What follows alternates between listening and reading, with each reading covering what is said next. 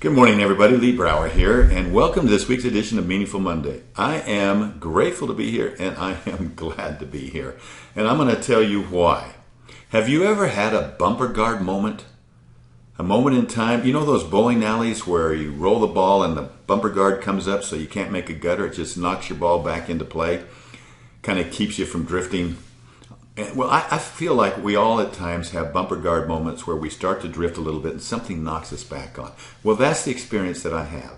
And Lori has asked me to share it with you. It's not easy, but it's important that I do share it. And I'll explain that towards the end. A little bit of background. Many of you know our son Nick had cancer. After a year of living with cancer, there was no evidence of disease for a full year. And at that time, he went to a camp put on by First Descents, which was a kayaking camp for young adults only, and he had an experience where he came back and said, we've got to do something to give back. It turned him around. It made a huge difference in his life. So we started softball tournaments. Our first one was meager, but still exciting. Girls dressed up, wacky. And that, by the way, that's how the wacky tournament started, with Warriors Against Cancer in kids and young adults. So it was wacky. It was a lot of fun.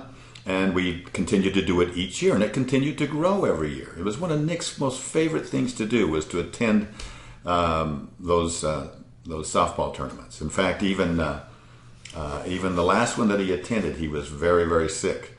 But still, he insisted on wrapping himself up in a blanket and still going and be there to award the winners of the tournament.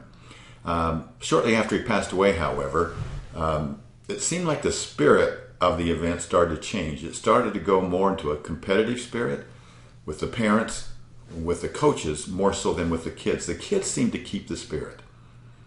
But the harmful nature of that kind of an experience pained Lori to the point of where she was in tears following this tournament. She swore that she would never do one again. She had it. And But the girls, being what they are, they kept talking to her as she would see them in different places. Are we going to have the tournament again? It's the most fun tournament in the world. We all look forward to it at the end of the year. We love to dress up. It's a good cause. Please, please, please. And so she decided to continue with the tournaments. Now that's important. A couple things are important. Nick starting wacky. Now the tournament was canceled. Now it continues. And now this very last one, we're at over 12 fields. We've got over 40 teams. We turn away almost 40 teams. It was the most successful one ever. Part of the reason was, after that turning point, Lori said, I think they understand the what and the how, but they don't understand the why. Let's put a cancer youngster, what she called a cancer cutie, in the dugout. Let's assign each team a cancer cutie. And that's been a miracle, not for the families of the young children living with cancer, and for the children and the coaches and the umpires and everybody that's participating in the event. It's completely turned the spirit of it around. And this last one was just phenomenal. More tears were shed than cuss words. tears of gratitude.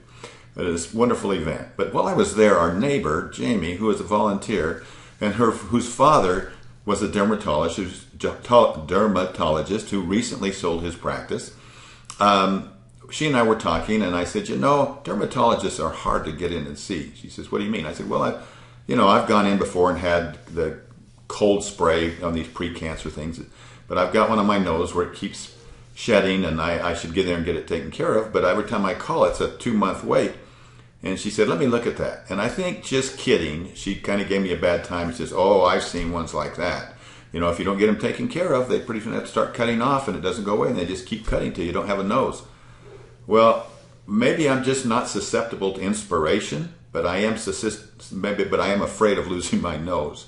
And so whatever motivated me in that moment, I asked her to help me. She says, I can get you in to see the doctor that bought my father's practice. So that was on a Saturday. On Tuesday, I'm in that office, and sure enough, the doctor came in. She sprayed my nose, sprayed my ears, took care of it, started to leave the room, turned around and said, do I need to scan your whole body? And I'd never had my body scanned before, ever. And I didn't intend to in that moment either. She just threw the gown at me, and she said, take your clothes off and put this gown on, and I'll be back in 5 minutes. So that's what I did. She came back in, she did a search, and then she came around the back, she looked at something, she goes, I don't like that. Let's let's take a biopsy on that. I didn't even feel her cut it off. And she sent me on my way. A week later, I'm walking out with Lori, heading, we're leaving an office building, heading to go to the airport. I had a flight to catch. And I noticed that she had called, so I called back to her office. She had left a message to call her, and so I called her office and said, can I speak to the doctor, please? And they said, well, she's in with a patient. She can't see you right now. I said, well, will you be willing to kind of open up her file for me? This was a new receptionist. Can you peek into the file and kind of tell me what's in there? And so she agreed. She finally found it.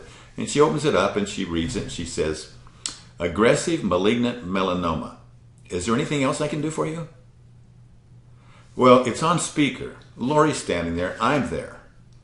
And the word cancer for us is not, that's a scary word.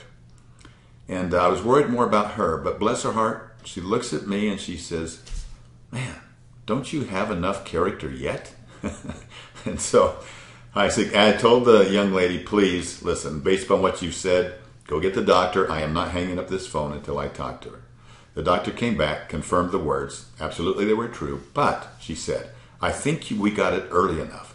I don't think it's entered into your bloodstream or your lymph stream. I think we can cut it out. Hopefully we can get it out and there will be no chemo, no radiation. You'll be done with it. And I said, let's do it. So we set the time. I came back in, 4-inch scar, diamond shape, put it all back together.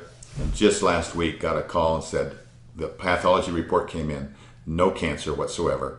Left in there. They got it all. And that I don't have to do chemo or radiation, and that I don't have to come back for 90 days and make sure everything's all right. Well, I was so grateful, and I started thinking about the sequence of events, and I'm so grateful for that sequence of events. And that's where Lori said to me when I said, I don't want to tell anybody about it. I didn't really tell anybody except my closest friend, my close family, really. And that was arm twisting to do that. But, she said, you need to share that. You need to share it. Don't be the last person with this. It's gone. This whole chain came about to allow you to be able to discover that you had cancer, and it was a gift from God. Don't think for a second that And I had nothing to do with this. Nothing to do with this. If the sequences hadn't happened how they had, I would still be walking around with cancer. And so I'm very, very grateful. And it reminded me in that moment of something that Nick had said. And in fact, we have it recorded. But he said something like,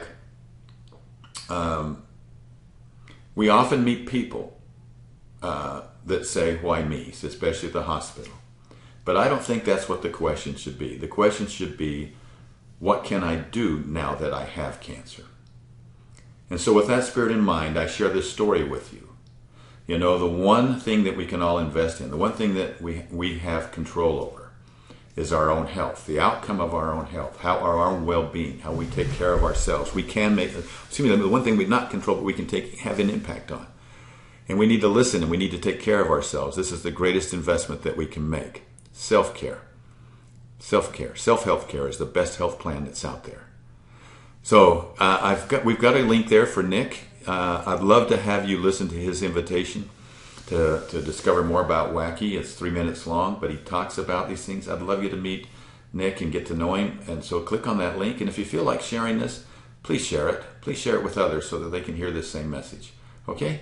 I'll talk to you soon. Have a wonderful and a meaningful week. Bye-bye.